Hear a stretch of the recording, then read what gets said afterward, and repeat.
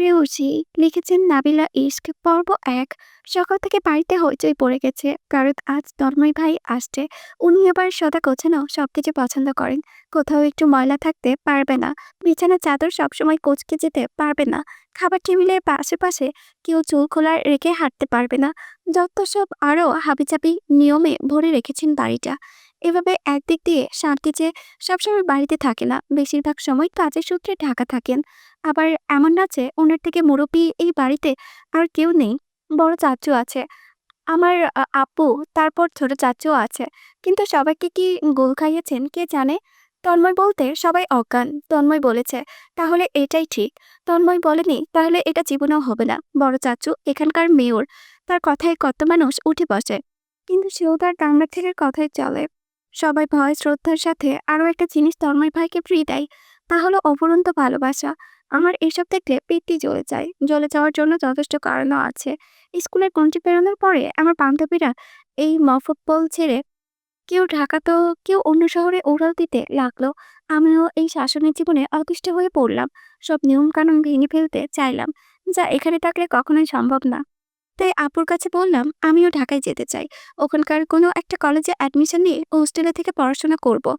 আপু আম্মু প্রথমে রাজি না হলেও আমার জোরাজুরিতে শেষ পর্যন্ত রাজি হয়ে গেল। কিন্তু বাদ সাধলেন তন্ময় ভাই। সেদিন সন্ধ্যায় হুট করে ঢাকা থেকে চলে এলেন। রাতে খাবার টেবিলে যখন আম্মু বললেন, ওরও বলেছিল ওসব বান্ধবীরা নাকি ঢাকায় অ্যাডমিশন নিচ্ছে, ওরও চাচ্ছে তুই একটা ভালো কলেজে। আম্মুর কথা শেষ করতে পারল না, তার আগে ভ্রু উঁচিয়ে করে আমার দিকে তাকিয়ে বললেন, ঢাকায় যাবার কি দরকার, এখানে কি কলেজ নেই?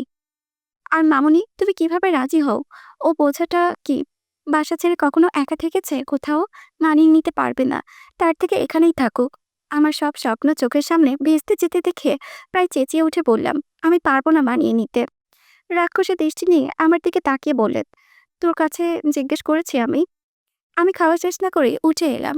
রাতে আপু বাসায় এলে চেঁচামেচি করতে লাগলাম। আমার জীবনের সিদ্ধান্ত আমি নিব, এখানে উনি বলার কে? আরো বেশি খারাপ লাগছিল, কারণ আপু আম্মু রাজি ছিলেন আমাকে ঢাকায় পাঠানোর জন্য, কিন্তু শুধুমাত্র উনার কথায় এখন আমি যেতে পারছি না। আমার কান্না থামছিল না। এবার এসে তন্ময় ভাই আমার দিকে কিছুক্ষণ তাকিয়ে থাকে, আপুকে বলেন, চাচু আমার যা ভালো মনে হয়েছে তাই বললাম, এবার তোমার যা ঠিক লাগে। উনার নারাজি ওনার কথাই স্পষ্ট বোঝা গেছে। ব্যাস আমার ঢাকা যাওয়া ক্যান্সেল হয়ে গেল। রাতে ছাদে বসে একা একা কাঁদছিলাম। হঠাৎ কারো চুল টানে অনুভব করলাম। মনে হচ্ছে কেউ তার সমস্ত শক্তি দিয়ে আমার চুল টেনে ধরেছে। পেছনে ফিরতেই দেখি তন্ময় ভাইয়ের রক্ষচক্ষে আমার দিকে তাকিয়ে আছেন। আমার কোমর ধরে ছাদের চওড়া রেলিং এর ওপর বসিয়ে দিলেন। এক হাতে তখনও চুল ধরে আছেন। কি, ছাদের উপর থেকে হাত পা বেঁধে ফেলে দেই তোকে, তারপর ভাঙা ঠ্যাং ঠিক করতে ঢাকায় যাবি, ঠ্যাং টানা দিয়ে হাসপাতালে বেডে শুয়ে থাকবি। এত টাকায় যাবার শক্ত সব মিটিয়ে দেই এবার। আমি কোনো কথাই বলছিলাম না, শুধু ফুপিয়ে কেঁদেই যাচ্ছিলাম। এমনিতেও আমার উচ্চতা ভীত আছে, তার উপর এই জোরে চুল আর কোমরে ধরে আছেন, তাতে আমি এক চুলও নড়তে পারছিলাম না। আমাকে চুপ থাকতে দেখে আবারও রেগে গেলেন। এবার ধমকে উঠলেন, কি হলো, কথা বলছিস না কেন? তোর মতো একটা পুচকে আমার কথার অবাধ্য হবে সেটা সহ্য করবো না আমি। এই ফার্স্ট অ্যান্ড লাস্ট ওয়ার্নিং, এরপর আর এসব বরদাস্ত করবো না, সোজা ছাদ থেকে ফেলে দেবো, মনে রাখিস। রাতে না খেয়ে উঠে গিয়েছিলাম। সকালেও রাগ করে খাইনি। দুপুরে খেতে যখন ডাইনিং এ যাই তখন তন্ময় ভাই বলেন, এই বেলায় তুই না খেয়ে থাক, অবাধ্যতার শাস্তি এটা। সেই থেকে আরো নিয়মের বেড়াজালে আটকে গেলাম। কলেজে, বাসা আর কোচিং, এই আমার জীবনে আটকে রইল। একদিন ফ্রেন্ডদের সাথে কলেজ থেকে একটু দূরে ঘুরতে গেলাম। কোথা থেকে অনেকগুলো ছেলে এসে হাজির। এদের সবাইকে বড় চাচুর কাছে আমাদের বাসায় আসতে দেখেছি। এসে আমাকে জিজ্ঞেস করলেন, আপু এখানে কি করছো? কোনো কাজ থাকলে বলো, আমরা করে দিচ্ছি। কোনো কাজ নেই, এমনিতেই এসেছি বলতে একজন একটা ফোন হাতে ধরিয়ে দিয়ে কথা বলতে বলল। কিছুই বুঝলাম না। তারপর আস্তে আস্তে ফোন হাতে নিয়ে হ্যালো বলতেই সেই রক্তহীন করা কণ্ঠ কানে বাজলো, তন্ময় ভাই, কলেজে কি ঘুরতে যাস? এই জন্যই ঢাকা আসতে চাইছিলি? চুপচাপ বাসায় যা। আবার কখনো এমন শুনলে তোর হাড্ডি কুড্ডি ভেঙে বসে রাখবো বাসায়। চোখে ফেটে পানি আসতে চাইলো। চুপচাপ বাসায় চলে এলাম। এরপর থেকে আবার সেই আগের রুটিনে আমার দিন চলতে লাগলো। আমার রঙিন জীবনটাকে সাদা কালো বানিয়ে ফেললো। সেই তন্ময় ভাই আসছে, তার জন্য সারা বাড়ি খুশিতে ভরপুর। আমার প্রত্যেককে গিয়ে জিজ্ঞেস করতে ইচ্ছে হয়, এত নাচানাচি কিসে? কোন বাল আসবে যার জন্য এত কিছু? কিন্তু সবসময় আপনি যা চাইবেন তা করতে পারবেন না। দরজায় কে যেন নক করছে। সকাল সকাল এতক্ষণ এই তন্ময় নাম জপলাম। আজ নিশ্চিত দিনটা খারাপ যাকে। এলোমেলো চুলগুলো বেঁধে বিছানা থেকে উঠে গিয়ে দরজা খুললাম। কিরে, তুই এখনো উঠিসনি? আজ ছুটির দিন আম্মু, এত সকালে উঠতে হবে কেন? তন্ময় এসেছে। তো আমি কি করব আম্মু? তোমাদের আদরে দুলাল এসেছে। কল্লার উপরে উঠিয়ে কিছুক্ষণ ধেই ধেই করে নেচে আসো না কেন? বেয়াদবের মতো কথা বলছিস কেন? এসব কেমন ছিঁড়ি কথা বলার? আমি দরজা ছেড়ে রুমে এসে বিছানায় চাদর ঠিক করতে লাগলাম। এত কথা ভাল লাগে না। যাকে সহ্য হয় না তাকে নিয়ে কথা বলতেও ভাল লাগে না। আম্মু আমার পেছন পেছন রুমে আসলেন। তুই কি তন্ময়ের সামনে এভাবে কথা বলবি? বিছানা ছাড়ার কুচিটা হাত থেকে ফেলে দিলাম। না আম্মু, বলেও না। আমাকে কি পাগলা কুকুর কামড়িয়েছে? তন্ময় ভাই আসার সাথে সাথে আমি তার হাত পা ধরে জুড়ে পড়বো। সেই যে ঝুলবো ঝুলেই থাকবো, লাথি দিলেও ফেলতে পারবে না। আম্মু কিছুক্ষণ কড়া দৃষ্টিতে আমার দিকে তাকিয়ে রইলেন, তারপর কিছু না বলে চুপচাপ রুম থেকে বেরিয়ে গেলেন। হয়তো বুঝে ফেলেছেন এখন আমার সাথে কথা বলে সুবিধা করতে পারবে না। বিছানা ঠিক করে ফ্রেশ হয়ে নিচে নেমে এলো। 6:30 বাজে। এর মধ্যে সবাই উঠে পড়েছে। তাদের প্রাণের তন্ময় যে আসবে। তন্ময় ভাই 8টার দিকে এসে বাড়িতেই নাস্তা করবেন। ওনার সামনে পড়ার কোনো ইচ্ছে নেই। কিচেনে এসে 1 কাপ চা আর 2 পিস বিস্কিট নিয়ে আবার রুমে চলে এলাম। চা খেয়ে একটা বই নিয়ে বসলাম। দরজায় আবার কেউ নক করলো। চা খাওয়ার পর মাথাটা যে ফ্রেশ হয়েছিল তা পরক্ষণেই বিগড়ে গেল। আবার যদি আম্মু আসে তো একটা রফাদফা হয়ে যাবে। এবার চেঁচিয়ে উঠলাম, কে? একটু পরে চশমার চোখের ঝাঁকড়া চুলওয়ালা একটা মাঝারি সাইজের মাথায় পর্দায় আড়ালে উকি দিল। দীপ্ত। ওকে দেখে ফিক করে এসে উঠলাম। দীপ্ত ছোট ছোট ছেলে, ক্লাস 9-এ পড়ে। সবার মতো তন্ময় ভাইকে ভালোবাসলেও এই ছেলে পুরোই আমার ভক্ত। কিরে, উকি চুকি দিচ্ছিস যে, ভেতরে আয়। বাপ্পা, যে জোরসে চিল্লালে তাতে ভেতরে আসতে সাহস হচ্ছে না। ঢং করিস না, কিছু বলবি? হ্যাঁ, যেভাবে চেঁচালে তাতে আর কথা মুখ থেকে বের হচ্ছে না। মাপ চাই ভাই, যা বলার জলদি বল। বড় মা নিচে ডাকছে। বড় মা হচ্ছেন আমাদের বড় চাচি। আমার গোষ্ঠীসূত্র ভাই বোন সবাই বড় মা ডাকি। আমি নিশ্চিন্ত বড় মা তন্ময় ভাইয়ের থেকে আমাকে কিছু বেশি ভালোবাসে। এই মানুষটার সব কথা কেন জানি শুনতে ইচ্ছে করে আমার, কিন্তু এটা মানতে ইচ্ছে হলো না। দীপ্তকে বললাম, আমার মাথা ব্যথা করছে, নিচে যাবো না এখন। মাথা ব্যথার কথা বলে আর কেউ জানাতে আসবে না। দীপ্তপ্র কুচকে তাকিয়ে রইল। আসলে কি মাথা ব্যথা? ও ছেলেটা খুবই বুদ্ধিমান, সবকিছু বুঝে ফেলে যায়। কিন্তু এখন বুঝলেও কিছু করার নেই। বইটা বন্ধ করে উঠে দাঁড়ালাম। তোর কথায় মাথা ব্যথা এসে যাবে, যা ভাগ এখান থেকে। বাপ্পা, যে একটা মাথা, বলে ফিক করে হেসে চলে গেল দীপ্ত। আমি দরজা বন্ধ করে দিলাম। চুপচাপ নিচের ঘরে বসে রইলাম। কিছুক্ষণ পরে মনে হলো কেউ আমার দরজার সামনে দাঁড়িয়ে আছে। কেন মনে হলো জানি না, তবে মনে হলো আসলেই কেউ দাঁড়িয়ে আছে। আস্তে উঠে দরজা খুললাম। না, কেউ নেই। এবার এসে বই নিয়ে শুয়ে পড়লাম। আমাদের বাসার অঘোষিত নিয়ম রয়েছে, সকাল দুপুর আর রাতের খাবার সবাই একসাথে খাবে। যে যতই ব্যস্ত থাকুক না কেন, সবাই একসাথে খাওয়ার চেষ্টা করবে। সকালটা রুমে আটকে থাকলেও জানতাম দুপুরে ওই তন্ময় ভাইয়ের সামনে যেতেই হবে। ওনাকে দেখলে আমার মাথায় ধপ করে আগুন জ্বলে যায়। যাব না ওনার সামনে। একটা সাদা কাগজে বড় বড় অক্ষরে লিখলাম, মাথা ব্যথা করেছে, ঘুমাচ্ছি আমি, কেউ ডাকবে না। তারপর সেটা দরজায় সেটে দিয়ে শুয়ে পড়লাম। দুপুরে ঘুমানোর বদ অভ্যাস এমনিতেই আছে, তার উপর সকালে তাড়াতাড়ি ঘুম থেকে উঠাই, একটু পরেই ঘুমিয়ে পড়লাম। ঘুম ভাঙলো 3:30টার দিকে। গোসল করে আস্তে আস্তে 4:10। দরজা খুলে পা টিপে টিপে রুম থেকে বের হলাম। আমার টানানো নোটিশে একটা কঙ্কালের ছবি আঁকা। নিশ্চয় দীপ্তর কাজ। খিদে পেট চলছে, সোজা ডাইনিং এ চলে এলাম। কি এভাবে বিড়ালের মতো হাঁটছিস কেন? হঠাৎ এক কথায় চমকে উঠে পিছনে তাকিয়ে দেখি ছোট কাকি। কোনো কথা না বলে প্লেট নিয়ে খেতে বসলাম। বড় মাও কোথা থেকে হাজির। কিরে, তোর মাথা ব্যথা কমেছে? হুম। আস্তে খা, গলায় বাঁধবে। কথা বলো না, তাহলে বাঁধবে না। খাওয়া শেষে কিছুক্ষণ বাগানে হাঁটাহাঁটি করলাম। তন্ময় ভাই বাড়িতেই নেই। মনে হয় তার সঙ্গপাঙ্গদের সাথে দেখা করতে গিয়েছে। আমি আরাম করে বাড়ির আনাচে কানাচে ঘুরে বেড়ালাম। 3:30টা ঘরবন্দি ছিলাম যেহেতু।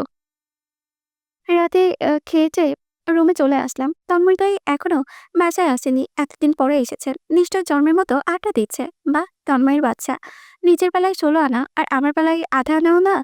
আল্লাহ তোমার বিচার করবে শয়তান। শুয়ে শুয়ে কতক্ষণ তন্ময় ভাইকে সাপ তো করলাম। ইয়ারফোনে কানা দিয়ে রুমে ঘুরলাম। না, ঘুম আসছে না। আসবে কিভাবে? দুপুরে যে মরার মতো ঘুমালাম, তাতে তো রাতে চিন্তা লাশের মতো ঘোরাফেরা করাই স্বাভাবিক। ঘড়ির কাঁটাতে রাত 2:10 কানে ইয়ারফোন লাগিয়ে ছাদে চলে এলাম। সাইড থেকে একটা টুল দিয়ে খুব সাবধানে রেলিং এর উপর চড়ে বসলাম। পা ঝুলিয়ে কানে ইয়ারফোন লাগিয়ে গান শুনছি। মৃদু বাতাসে চুলগুলো ছেড়ে দিলাম। ভূতে ধরলে লড়ুক না, কয়েকটা পেতনি এসে আমার চুলে বাসা বাঁধুক, নইলে উড়িয়ে নিয়ে কোনো গাছের মগতলে বসিয়ে দিক, আই ডোন্ট কেয়ার। কিন্তু ভূতে না ধরলেও অন্য কিছুতে ধরেছে আমায়। কেউ একজন একদম আমার পেছনে দাঁড়িয়ে, তার গরম নিঃশ্বাস আমার ঘাড়ে এসে লাগছে। আমার পুরো শরীর জমে যাচ্ছে। এই বাড়িতে এত রাতে শুধু একজনই ছাদে আসে, তন্ময় ভাই। ঠান্ডা বরফের মতো হাত দুটো পেছনে হাতে আলতো করে জড়িয়ে সামনে রাখা আমার হাত দুটো মুঠিবন্দি করে ফেললো। মুহূর্তে আমার শরীরের কম্পন শুরু হয়ে গেল। হয়তো এই হাত দুটো আমি ছাদ থেকে ঠেলে ফেলে দেবে, আর নয়তো কাঁপতে কাঁপতে আমি নিজেই ছাদ থেকে পড়ে যাব। এবার তার মুখটা আমার ঘাড়ের উপরে রাখলেন। তার ছোট্ট চাপদারির খোঁচা খেয়ে নিশ্চিত হলাম এটা তন্ময় ভাই ছাড়া আর কেউ না। আমি রীতিমতো আরো কাঁপতে শুরু করেছি। ভয় হচ্ছে এবার বুঝে পড়েই যাব। তন্ময় ভাইও হয়তো বুঝে ফেলেছেন এমন আর কিছুক্ষণ থাকলে ছাদ থেকে পড়ে আমার রফাদফা হয়ে যাবে। আগে সেই হালকা ভাব ছেড়ে এবার শক্ত করে জড়িয়ে ধরলেন। তারপর তার রক্তহীন করা অথচ শান্ত কণ্ঠস্বর আমার কানে বেজে উঠল।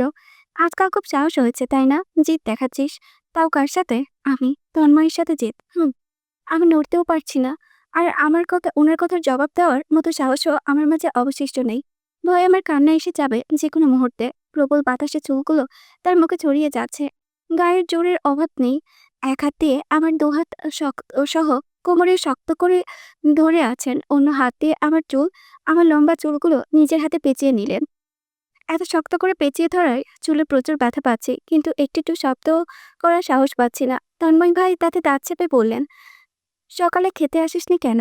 দুপুরে আমি বাইরে যাবার পর আর রাতে আমি আসার আগেই খেয়ে নিয়েছিস, যেন আমার সামনে পড়তে না হয়, তাই তো? তখন তো আরো মানুষ থাকতো, আর এখন তো একা। এত ভয় পাস? এখন যদি ছাদ থেকে ফেলে দেই তো? কান্নায় আর ভয়ে আমার গলা আটকে আসছে, তবুও সাহস করে বললাম, ভয় পাই না আমি আপনাকে। আমার এই কথাই যেন সে আরো রেগে গেল। চুপ। আরো কিছুটা শক্ত করে টেনে ধরলেন। ভয় পাস না? না। আচ্ছা। এই অবস্থায় আমাকে ঘুরিয়ে তার দিকে ফেরালেন। তারপর হাতের বাঁধনটা হালকা করে আমার মাথাটা কিছুটা নিচের দিকে ঠেলে দিলেন। ভয়ে আমি চোখ বন্ধ করে ফেললাম। কি ফেলে দে এবার? আমি চোখ মুছে চুপ করে রইলাম। আমাকে চুপ থাকতে দেখে আমার মাথাটা আরো একটু নিচের দিকে হেলে দিলেন। প্লিজ ফেলে দিবেন না আমায়। তাহলে বল, ভয় পাস আমায়? হ্যাঁ, অনেক, অনেক ভয় পাই। Yeah, that's like a good girl. পরপরই কোনো কথা না বলে আমাকে জোরে রেলিং হাতে টেনে নামালেন। এমনভাবে নামিয়েছেন যে হাঁটুতে প্রচুর ব্যথা পেয়েছি। উনি এক প্রকারে আমায় ছাদে ছুঁড়ে ফেলে চলে গেলেন। ব্যথায় নড়তেও পারছি না। এমন অনাকাঙ্ক্ষিত ঘটনায় আমি কেঁদে ফেললাম। এই শয়তান আমার জীবনটা শেষ করে দিচ্ছে। পরপরই খেয়াল করলাম আমার সেলফোন ভেঙে গেছে। এবার আমি শব্দ করে কেঁদে ফেললাম। আমার ফোন এখন কি হবে? বাড়ি থেকে এভাবেই ফোন দিতে চাই না। যাও জোরপূর্বক নিয়েছিলাম সেটাও ভেঙে দিল। এখন ভাবতে আমার কান্না বাড়তে লাগলো। ফোনটা হাতে নিয়ে দেখলাম গ্লাস একদম ডেস্ট্রয় হয়েছে। নির্ঘাত যাবার সময় এটার উপর পা ফেলেছিল। ওকে পানি মুছে লাভ হচ্ছে না, সেই আবারও কাল ভিজে যাচ্ছে। একটা শয়তান আর কতটা শয়তান হতে পারে, ইয়া আল্লাহ! ব্যথায় নড়তে না পারা পা নিয়ে আমি রুমে পৌঁছালাম যুদ্ধ করে। দরজা আটকে বিছানায় বসলাম। পাজামা হাঁটু অব্দি তুললাম। হাঁটু অনেকটা নিচে ছুলে আছে। কিছুটা রক্তের দাগও পাজামায় বোঝা যাচ্ছে। হেঁচকি তুলতে তুলতে আমি নিজেই সাবলনের সাহায্যে জায়গাটা পরিষ্কার করে ব্লাড মেডিসিন তুলে নিয়ে ক্ষততে চেপে ধরলাম। এরপর একটা পট্টি লাগিয়ে দিলাম। আমি সকালে একদম ঠিক অনুভব করেছি এই শয়তানের নাম নিলে জীবনেও আমার দিন ভালো কাটবে না, একদমই না। দোতলা বাড়িটা একদম শান্ত। ভোরের সূর্য কিছুটা জালমানে রূপান্তরিত হয়েছে আশেপাশে। জানালা দিয়ে দেখা যাচ্ছে সবুজ শ্যামল শান্ত ছায়া ঘেরা মনোরম এক পরিবেশ। দিক দিগন্ত জোড়া ফসলের মাঠ, টইটুম্বর খালবিল, নয়ন বিরাম শাপলা পদ্ম, পাখিদের কোলাহলের মনোরম এক দৃশ্য। সকাল সকাল এই দৃশ্য অনুভব করার অনুভূতি আলাদা, বাক্যে প্রকাশ করার মতো না। আসলে আমাদের বাড়ি, তারপর বাড়ির চারিপাশে খুবই সৌক্ষণতায় ঘেরা, খুবই সাজানো গোছানো। আশেপাশে বলেও কোথাও আবর্জনা পাওয়া যাবে না। বাড়ির ভেতর তো দূরের বিষয়, বাহিরেও তেমন আগোছালো থাকে না। নিট অ্যান্ড ক্লিন যাকে বলা হয়। এতটা পরিপাটি রাখার বড় কারণ হচ্ছে তন্ময় ভাই। বাড়ির সকলেই তার অসুখের ব্যাপারে অগত, যেটা হচ্ছে পরিষ্কার পরিচ্ছন্নতা। উনি আবর্জনা ঘরে কেন বাড়ির আশেপাশেও দেখতে পারে না, যার কারণে বড় মা ছোট চাচি ঘুম থেকে উঠতেই আগে আশপাশ সহ পুরো বাড়ি পরিষ্কার করে ফেলেন। কারণ বাড়ির শেহজাদা 7টায় ঘুম থেকে ওঠেন এবং 8টায় বাড়িতে ব্রেকফাস্ট করেন। আমি এখনই জানালা দিয়ে দেখতে পাচ্ছি বড় মা বাগান পরিষ্কার করছেন, ছোট চাচি সিঁড়ির ঝাড়ু শেষ করে আপাতত ঝাড়ু হাতে কথা বলছেন বড় মার সাথে। আর আমার মাটা ডাস্টার দিয়ে দোতলা ধরে নিচে তোলার সিঁড়িতে সহ পুরো মুছছেন। আমি রুমে চলে এলাম। পাটা এখনো ব্যথা করছে, চিনচিন করছে। হাঁটতে নিলেই, ধ্যান দিলেই ব্যথা বাড়বে। আমি দ্রুত ফ্রেশ হয়ে নিলাম। কলেজের ড্রেস সহ ব্যাগ গুছিয়ে সবকিছু বিছানায় রাখলাম। এখনো সময় আছে, তাই পড়তে বসে পড়লাম। আমার এখনো শেষ ক্লাসের পড়া কমপ্লিট হয়নি, কিন্তু বেশিক্ষণ পড়তে পারলাম না, কারণ সুমনা এসেছে। বড় মামার মেয়ে এটা। আমার এই বয়সে এবং একই কলেজেই পড়ি। ইতি নিশ্চয়ই জেনে গিয়েছে তন্ময় ভাই এসেছে, তাই দ্রুত কলেজ ড্রেসে হাজির। এবার তন্ময় ভাইয়ের দেওয়ানি। তন্ময় ভাই বলতেই পাগল। আমি বইটা বন্ধ করে ফেললাম। সুমনা এসে ব্যাগটা বিছানায় ফেলেই দরজা থেকে উকিঝুঁকি দিতে লাগলো এবং ফিসফিস আওয়াজে প্রশ্ন করলো, তন্ময় ভাই আসতে জানাস নাই কেন? আমি এক্সকিউজ দিয়ে বললাম, ফোন ভেঙে গেছে। আল্লাহ, কিভাবে? এইভাবেই। সুমনা সন্দেহ দৃষ্টিতে আমার দিকে কিছুক্ষণ তাকালো, তারপর হঠাৎ আয়নার সামনে নিজেকে পর্যবেক্ষণ করলো। আমাকে ঠিক দেখাচ্ছে তো? আজ দুবেনি করেছি, আমাকে নাকি প্রচন্ড স্যুট করে। কেমন লাগছে? আমি কিছুটা হাসলাম। সুমনা এমনিতেও দেখতে মাশাআল্লাহ, লম্বা আর গায়ের রঙও ফর্সা। লম্বা ঘন ব্রাউন রঙের চুল, কিন্তু আজ একটু বেশি সুন্দরভাবে সেজেগুজে এসেছে, কারণ একটাই, তন্ময় ভাই বাড়িতে। আমি টেবিল গোছাতে গোছাতে বললাম, মাশাআল্লাহ। সে খুশিতে গদগদ হয়ে গেল। কাজল আরেকটু টানা লাগতো। তারপর বেরোতে বেরোতে বলল, উকিঝুঁকি দিয়ে আসি। দিল তাহলে মেয়েটা। উফ, আমার সুন্দর সুন্দর মেয়েরা এই খসরুকে কেন পছন্দ করে? পাশের বাড়ির কুলসুম এবং তার বড় বোনও তন্ময় ভাইয়ের কথাই জিজ্ঞেস করবে। আবার আমার ক্লাসের সাথীরা কয়েকটা পাগল করবে এভাবে। তন্ময় ভাইয়ের নাম্বারটা দে না প্লিজ। তো এমন অনেক। এগুলো ভেবে লাভ নেই। আসলে তারা তো আর শয়তানটার আসল চেহারা দেখেনি। দেখলে নির্ঘাত এর দ্বিতীয়বার দেখার ইচ্ছা রাখতো না। আর আমি তো গ্যারান্টি দিতে রাজি। কলেজের জন্য তৈরি হয়ে খেতে গিয়ে আমি দীপ্তর সাথে বসলাম। প্রথমেই নজরে আসলো ওর ঝাঁকড়া চুল। হাত নিজের ইশারায় ওর চুলে আউলে দিল। দীপ্ত ঘুমন্ত চোখের চশমাটা আরেকটু ঠেলে নিয়ে বলল, এবারের টেস্ট আমি রফিকুলের থেকে 5 নাম্বার এগিয়ে গণিতে। আমি উৎসাহ দিলাম, সাব্বাস, এই না হলো আমার ভাই। ইংলিশের ক্লাসের সবচেয়ে হাই স্কোর আমার। ব্রিলিয়ান্ট। ছেলেটা এত মেধাবী বলার বাহিরে। ক্লাসে টপ না করতে পারলে ও পাগল হয়ে যায় প্রায়। এভাবে সবচেয়ে সুইটেস্ট। রবিন ভাই ভাঙলেন দীপ্তকে। গম্বুজ, আর কত পড়বি? পড়তে পড়তে চক খেয়ে ফেলেছিস একদম। হিংসা হচ্ছে? ফিল্টুস। রবিন ভাই হচ্ছেন দীপ্তর বড় ভাই। দীপ্তরা 3 ভাই বোন। ছোট দীপ্ত, তারপর রবি আপু, এবং তারপর দুজনে বড় রবিন ভাই। এগুলো হলো ছোট ছাত্রের সম্পদ। এদের মধ্যে ব্রিলিয়ান্ট দীপ্ত। বাকি 3 ভাই লেখাপড়ায় কাঁচা। আমার সামনে বসা সুমনা এবং ওর পাশে তন্ময় ভাই একদম শক্ত চেহারা নিয়ে খাচ্ছেন। মনে হচ্ছে কাউকে সামনে পেলে 2-4টে কোপ তার গলায় অনায়াসে দেবেন। সুমনা কথা বলার চেষ্টা করছে, তন্ময় ভাই কতদিন থাকবে এবার? দেখি। ব্যাস, সে তার মুখ বন্ধ করে ফেলল। সুমনা আমার দিকে কিছুক্ষণ তাকিয়ে থেকে রইল অসহায় চোখে। বেচারি, পছন্দ করেছে এমন একজনকে যে রীতিমতো এক পাথর। তাতে আমার কি? আমি তো ভাই ঝটপট খেয়ে উঠতে যাব। তার আগে সুমনা বলল, তন্ময় ভাই চলো না, আমাদের দিয়ে আসবে। কলেজের সামনে কিছু ছেলেরা আমাকে ডিস্টার্ব করে। আমি তাড়া লাগালাম, দেরি হচ্ছে সুমনা। শয়তানটা জবাব এলো, যাও ব্যাগ নিয়ে এসো। ঢং। সুমনা লাফাতে লাফাতে ব্যাগ আনতে চলে যাচ্ছে। আমি আপুর কাছে গেলাম। সে আমাকে দেখেই গালে হাত ছোয়ালো। কি হয়েছে? মুখটা এমন ফোলা কেন? এভাবেই। আমি বড় হয়েছি, না হলে এখনই আপুকে জড়িয়ে ধরতাম। এই শয়তান তন্ময় আমাকে হেনস্থা করে। আপু, এটার একটা রফাদফা করে দাও, তাহলে আমি একদম শান্তিতে থাকবো। অথচ আমি জানি এটা বললে যদি পরে তন্ময় ভাই জানেন, তাহলে আমার অবস্থা করুণ হয়ে যাবে। করুণের থেকেও করুণ। তন্ময় ভাইয়ের সাথে বেরোলে নজর থাকবে সকলের আমাদের দিকে। আমি আরো মাথা নিচু করে সাইড হয়ে হাঁটতে লাগলাম। আশপাশ পরিচিত অপরিচিত অনেকেই কথা বলেছে, আবার ডাকছেন। তন্ময় ভাই কখন এলেন? কি অবস্থা তন্ময়? আরে তন্ময় ভাই, একটা জরুরি ম্যাটার ছিল। তন্ময় ভাই সময় আছে? সে বেশ হাত উঠিয়ে দেখাচ্ছে পরে। ভাব দেখলে গা পিত্তে চলে যায় একদম। ওরে, রাজা বাদশা এসেছে। এইদিকে সুমনা বেচারি বারবার তন্ময় ভাইকে প্রশ্ন করছে আর হাসছে। আবার অনেকটা ভাইয়ের সাথে চেপে আছে। আমার হাসি পেল। ভাই যে নিট অ্যান্ড ক্লিন টাইপ মানুষ, কখনো না আবার ওর উপর চেঁচিয়ে ওঠে। হি। চেঁচালেই তো আমার ভালো হবে। সুমনাও দেখুক এর আসল রূপ। তন্ময় ভাই হঠাৎ থামলেন, তারপর পেছনে ফিরে ধমকি দিলেন, সামনে হাঁট। আমি দ্রুত তাদের সামনে গিয়ে হাঁটতে লাগলাম। কি শয়তান, রাস্তার মাঝেও শুরু। তুই জাহান্নামে মরবি রে। তুই কপালে বিয়ে নাই, তুই সিঙ্গেলই মরবি। হুম। কলেজের সামনে সেই ছেলেগুলো আবার দাঁড়িয়েছিল। সুমনা বেশ ভয় পাওয়ার ভান করে ভাইয়াকে দেখিয়ে দিল, এভাবে এই মেয়ে দু তিন ছেলে অনায়াসে মেরে ফেলতে পারে। আর ওর যে মুখ, একদম শুদ্ধ ভাষায় গালাগাল করে খেয়ে দিবে। ভাই আমাদের দিকে তাকাতেই ছেলে দুটো দৌড়। আমি যেতে নিলে তন্ময় ভাই প্রশ্ন করেন, তোর ফোন অফ কেন? মন তো চাচ্ছিল এর সাথে আজকে একটা রফাদফা হয়ে যাক, অথচ আমি কিছুই বলতে পারবো না। যেখানে বাড়ির বড়রা একে সম্মান করে, সেখানে আমি কিভাবে খারাপ ব্যবহার করতে পারি? কাল রাত্রে সাথে ভেঙে গেছে, আমি বলেই কেটে ঢুকে গেলাম। আমার মাথাটা এখনো ঝিলিক মেরে ওঠে। কি শক্তি দিয়েই না চুল ধরেছিল। আর আমার উচ্চতা বিহিতকে কি নির্মমভাবেই না অপমান করেছিল। একদিন তুইও শাস্তি পাবি দেখিস, শয়তানের বাচ্চা। আমি কি আমার জীবনের স্বাধীনতা পাবো? সেই ভাগ্য কি হবে? কি পাপ করেছিলাম? এত শাসন আমাকেই কেন পেতে হবে? আর সকলের মতো আমি কেন ঘুরতে পারি না? কেন পারি না? অবাকের মতো দেখে যাচ্ছি বান্ধবীরা রেস্টুরেন্টে যাচ্ছে, অথচ আমি যেতে পারছি না। অসহায় চোখে তাদের যাওয়া দেখে যখন আমিও বাড়ির উদ্দেশ্যে চললাম, এই অবাকি জীবন নিয়ে বেঁচে থেকে আর কি লাভ? জীবন উপভোগ করতে না পারলে এই জীবন রেখে আর কি হবে? একদিন এই শাসন জীবন ভাঙবে। আমি মরলে ছোট থেকে ঘুরঘুরি কাকে বলে জানিই না। নানু বাড়ি ছাড়া আর কোথাও ঘোরা হয়নি। স্কুল জীবনেও একবারও পিকনিক অ্যাটেন্ড করতে পারিনি। স্কুলের হেডমাস্টারের দ্বারা ও বাড়িতে রিকোয়েস্ট করিয়েছি আমাকে যেতে দেওয়ার জন্য, আফসোস কাজ হয়নি। হবে কিভাবে? বাড়িতে আছে তো এক জঙ্গল, যার নিজের জঙ্গল ছেড়ে আমারটা পছন্দ।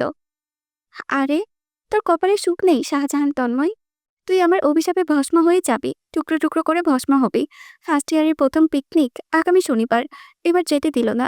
শাহজাহান পরিবারের একদিন, না হয় আমার একদিন দেখে নেব। দরজা বরাবর আসতেই শুনছি বড়মা ফোনে বলছেন, ওরও এসেছে, এই তো এখানেই। হ্যাঁ আব্বা, কখন আসবি? দুপুরে ঘরে খাবি তো? আচ্ছা আয় তাহলে। আমি ক্লান্ত চোখে তাকালাম। এত অস্বস্তি জঙ্গলটাকে নিয়ে আমি বাড়িতে না আসলে তোর কি? আসবো না বাড়ি। কলেজ থেকে ঘুরতে যাব, ডেটিং করবো, যা ইচ্ছে করবো। বাটপার, নিচের বেলা 16 আনা, দিনরাত আলপনা করে, বাড়িতে এসে হুজুর।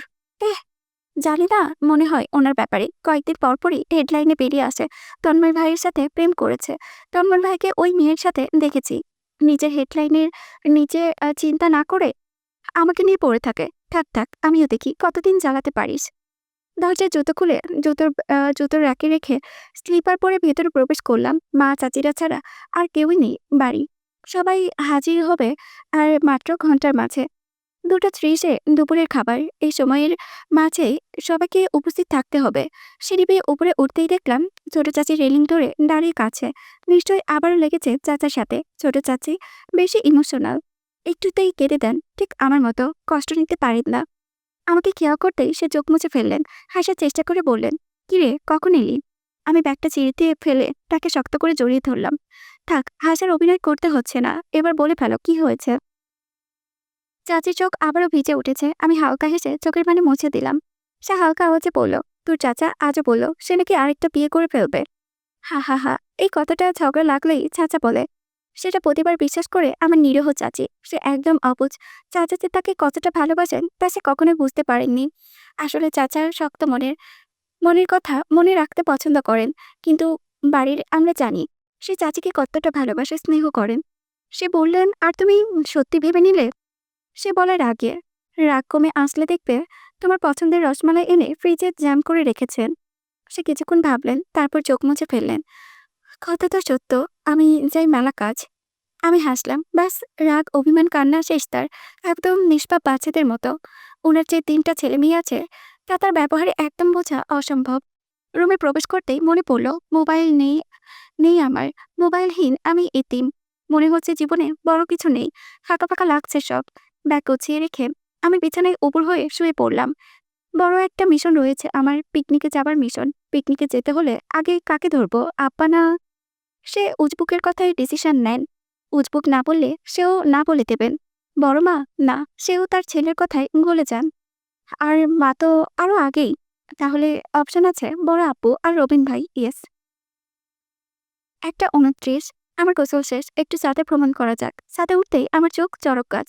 তন্ময় ভাই দাঁড়িয়ে শর্টস পরে, মনে হচ্ছে গোসল সেরে উঠেছে। ফোনে কথা বলছে। আমি উল্টো পথে আসার আগে সে দেখে ফেলেছে। আমার মনে পড়ে গেল তার নিষ্ঠুরতম আচরণ। এর সাথে একা থাকা যাবে না। আমি দ্রুত ফিরতে গিয়ে খেলাম দরজার সাথে ধাক্কা। তন্ময় ভাই আগে হালকা স্বরে চেঁচালেন, ওয়াচ আউট ইডিয়ট। আমি তো ততক্ষণে চিৎকার এক দিয়ে কপাল ধরে বসে পড়েছি। পা দুটো আর কপাল কিছুক্ষণের জন্য একদম অবশে পরিণত হলো। চোখ ধাঁধা করেছে, কি মারাত্মক ব্যথাটাই না পেলাম।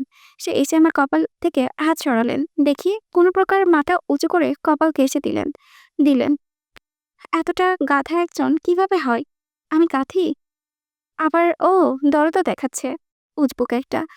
নিচে চুল টেনে হাঁটু আমার চুলে দিয়েছে, এখন মায়া দেখাচ্ছে। আমি তার হাত ছড়ালাম, নিজেই উঠে দাঁড়ালাম। সে বলল, একটা আইস কিউব ঘষে দে কপালে চা। না চাইতেও নিচে সরে বললাম, জি। আমি অনেকগুলো সিঁড়ি খেয়ে আবারও পিছু ফিরলাম, তন্ময় ভাই তাকিয়ে। এবারও ভ্রু উঁচু করলেন। আমি দ্রুত নেমে গেলাম। শেষ কপালটা আমার। নিচে নামতে দেখলাম রুবি আপু টিভি দেখছেন, চাচিরা ডাইনিং সাজাচ্ছেন, চাচুরা আলাপে বিভোর। দীপ্ত হাতে ড্রয়িং বুক নিয়ে বসে। আমিও সোফায় বসলাম, শক্ত চোখে আশেপাশে নজর বোলাচ্ছি।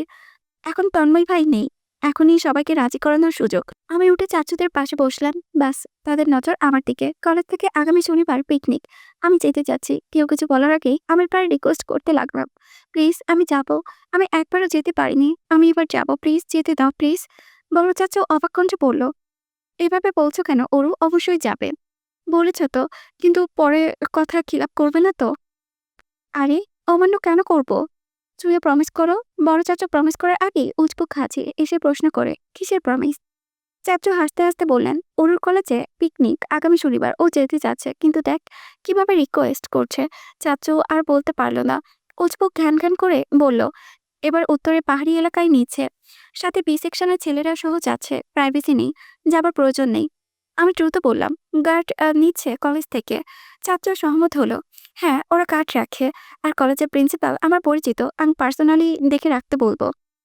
তন্ময় ভাইয়ের শক্ত কণ্ঠ, কিসের গার্ড? এতগুলো স্টুডেন্টদের কি সেফটি দেবে? আর ও যেই গাধি, এক পা আগতে 10 বার হোঁচট খায়, ওরে কিভাবে পাঠাতে চাচ্ছ? সাথে উটকো ছেলেরা যাচ্ছে, এখানে কিসের গ্যারান্টি?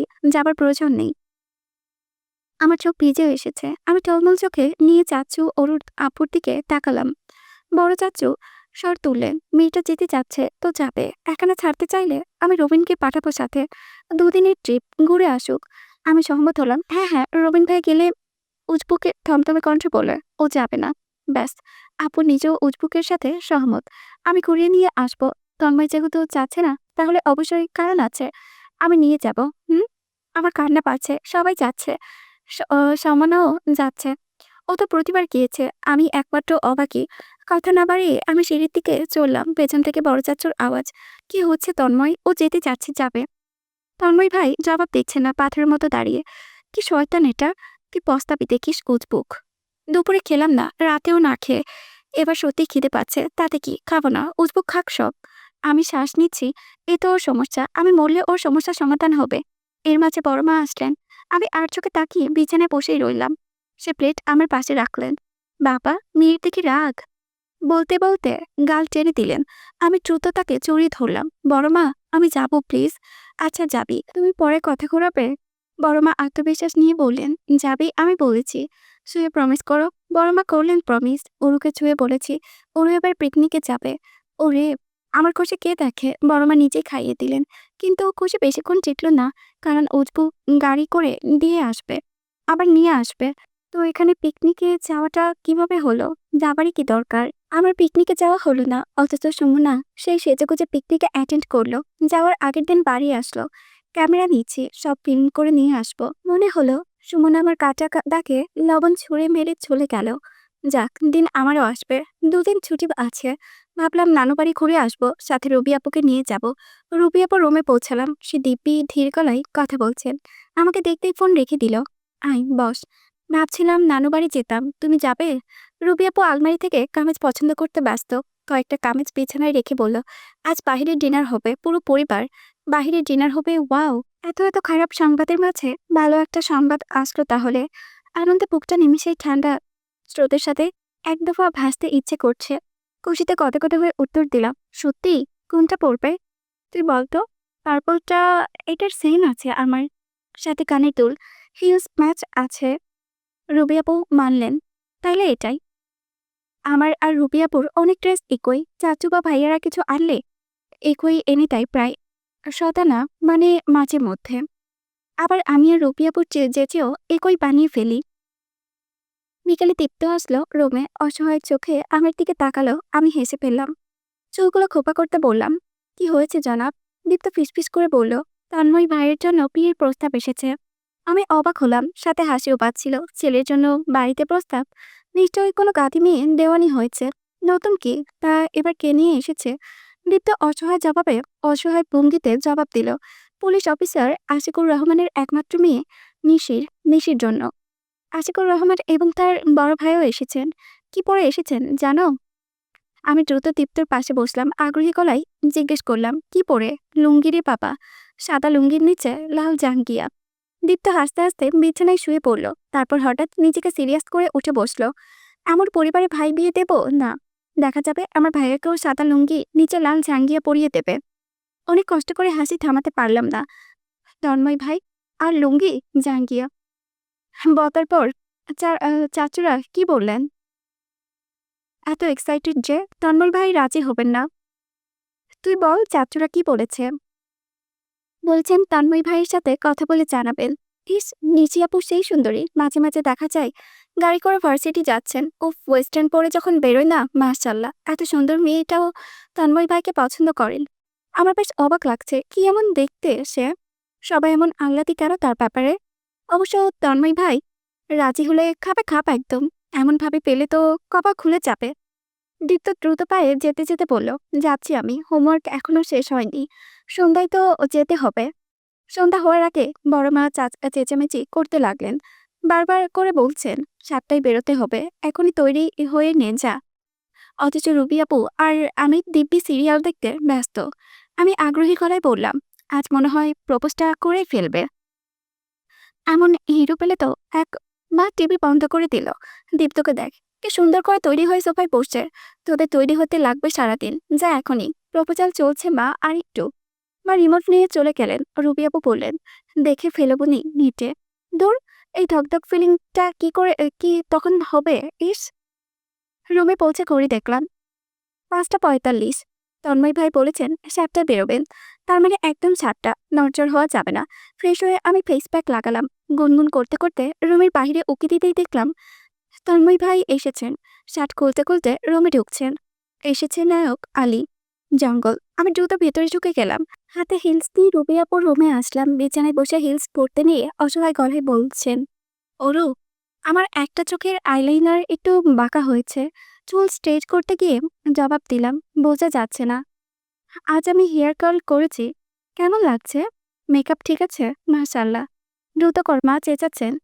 আমি করতে রবি আপু চেঁচালেন, দ্রুত। এই হচ্ছে এক জ্বালা, এনার দ্রুত হলে আমার মাথা খেয়ে দিবে।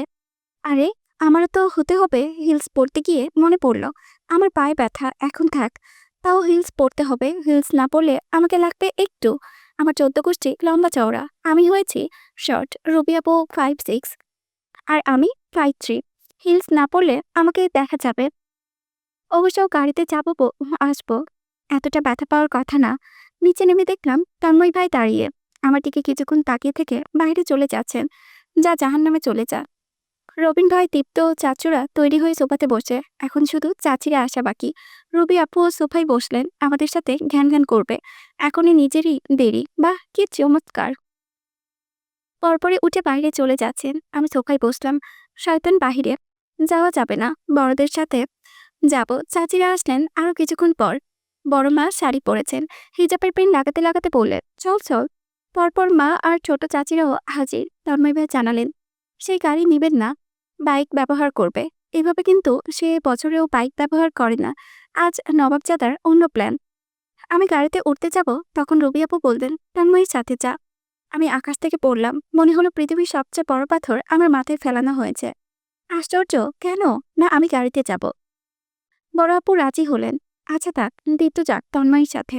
গাড়িতে উঠছি না দেখে রবি আপু তাড়া লাগালেন, ওরও গাড়িতে যাবে না মনে হচ্ছে। এদিকে পেছন থেকে হাত চেপে তন্ময় ভাই, না হলে কখন বসে পড়তাম। শরীর শিরশির করে উঠছে, দ্রুত শ্বাস নিতে হচ্ছে। ভয় পাচ্ছি না হার্ট অ্যাটাক করবো। সাহস নিয়ে তার দিকে ফিরতেই আমাকে খেয়ে ফেলবো লুক দিচ্ছিলেন। গাড়িতে উঠছি না দেখে দীপ্ত বলল, আপু বাইকে যাবে। ব্যাস, রবিন ভাই গাড়ি স্টার্ট দিলেন। দ্রুত চলে আয় তন্ময়। তারা চলে যাচ্ছেন, আমাকে রেখে গেলেন শয়তানের সাথে। ভয় আবার হার্টবিট দীর্ঘ গতিতে চলছে, নিজেকে শান্ত করা খুব মুশকিল। আজ হাইট স্পষ্ট মাপা হবে। আমি উঁচু জুতে পরে তন্ময় ভাইয়ের বুক পর্যন্ত পড়ি। দারোয়ান কাকা এগিয়ে আসলেন। আজ হঠাৎ বাইক। সে আমার দিকে তাকালেন। মনে রং লেগেছে। বলতে বলতে সিগারেট ধরালেন। মুহূর্তে আমার চোখ মুখ কুঁচকে গেল। দারোয়ান কাকা হাসছেন। এই রং তো তোমাকে লইকাই, আমাকেও তো ছিল। সেগুলো ছিল রঙিন দিন। তা কে লাগাইলো মনে রং? আমার মাথাটা ধরে গেল। এইসব নষ্ট কথা আমার সামনে। নানা আমার দিকে তাকালেন। সুন্দর লাগতাছে মহামণি। আমি হাসলাম। ধন্যবাদ কাকা, দেরি হইতাছে, যাও যাও। বলতে বলতে কাকা চলে যাচ্ছেন। তন্ময় ভাই ঠায় দাঁড়িয়ে সিগারেট ফুঁকছেন। এই কেমন লোক, এর সমস্যা কি? উফ, বললাম আমাকে দিয়ে আসুন, তারপর যেটা ইচ্ছা সেটা করুন। কথা কানেই নিল না যেমন। আমি কড়াকড়ি চোখে তার দিকে তাকিয়ে, অথচ সে তাকাতেই অন্যদিকে ফিরে গেলাম। কি আর করার, দাঁড়িয়ে থাকা ছাড়া। রাস্তার হেডলাইট আর মেন গেটের আলোয় আশপাশ রঙিন। আমাদের বাড়ির আশেপাশে দোকান নেই, একদম ফাঁকা, শুধু সামনে বাড়ি। আর আমাদের বাড়ি পেছনে। যেভাবে কলেজের সামনে যাবার পথ, অনেক দিনে দোকান পড়ে, রান্নার স্টল এবং হাবিজাবি। তন্ময় ভাই বাইক স্টার্ট দিলেন। সিগারেট শেষ করে ওঠ, সাবধানে উঠে বসলাম। না চাইতো হাত দুটো তার ঘাড়ে রাখলাম। তার শরীরের থেকে পারফিউমের ঘ্রাণ আসছে। এই পারফিউমের ঘ্রাণ আমার খুব পছন্দের। আর সে সদা এটাই ব্যবহার করে। বাহ! আমি আরো কয়েক একেধারে শ্বাস নিলাম। কেউ করলাম। তন্ময় ভাই কেমন ধ্যান মেরে বসে। শক্ত করে বস, ওড়না ভালোভাবে পেঁচিয়ে নে। আমি ওড়না চুলসহ মাথায় পেঁচিয়ে ফেললাম। নিয়েছি। বাইক চলছে, ঠান্ডা বাতাস, শরীরে শিহরণ বয়ে যাচ্ছে। চারপাশ কেমন নিমিষেই পেছনে চলে যাচ্ছে। হেডলাইটের আলোয় পরিবেশ হলদে চোখে লেগে আসছে। তন্ময় ভাইয়ের শান্ত আওয়াজ। সমস্যা হচ্ছে? হুম। এমন সুন্দরভাবে কথা বলছে কেন? তন্ময় ভাইয়ের এমন শান্ত আওয়াজ আমাকে ভয় পাইয়ে দিচ্ছে। আমি ঠিক তার শান্ত কণ্ঠ আর ভালো ব্যবহার প্রচণ্ড ভয় পাই, প্রচণ্ড। গাড়ি স্পিডে পরিণত হচ্ছে আমার বেসামাল ব্যালেন্স। কেমন বারবার তার ওপরে পড়ছি। লজ্জায় আমার মুখ গরম হয়ে উঠল। হাত দুটো তার পিঠে রাখলাম। বাইক কি আরেকটু সুন্দরভাবে চালানো যায় না? গাড়ি পার্ক করে তন্ময় ভাই আগে আমাকে নামতে সাহায্য করলেন। ভেতরে গিয়ে দেখা হলো তন্ময় ভাইয়ের পরিচিত এক বন্ধুর সাথে, যাকে আমি চিনি না। লোকটা আমার দিকে তাকিয়ে হাসলো, ধীরে বলল, তোর প্রেয়সী নাকি? আমি হতবাক। আরো হতবাক তন্ময় ভাইয়ের জবাব না দেওয়াই। সে বেশ বলল, পরে কথা হচ্ছে। আমার দিকে তাকালেন। আয়। আমি লোকটার দিকে আর চোখে তাকিয়ে তন্ময় ভাইয়ের পেছনে ছুটলাম। টেবিল দোতলায় বুক করা হয়েছে। আরো হাঁটতে হবে। আমার পা আসলেই ব্যথা করছে। আমার ধীরে হাঁটা দেখে সেও থেমে গেল। পরপর তার সাথে নিয়ে চললেন। আজ কেমন অদ্ভুত লাগছে আমার, লজ্জাবোধ আর অদ্ভুত অনুভূতি।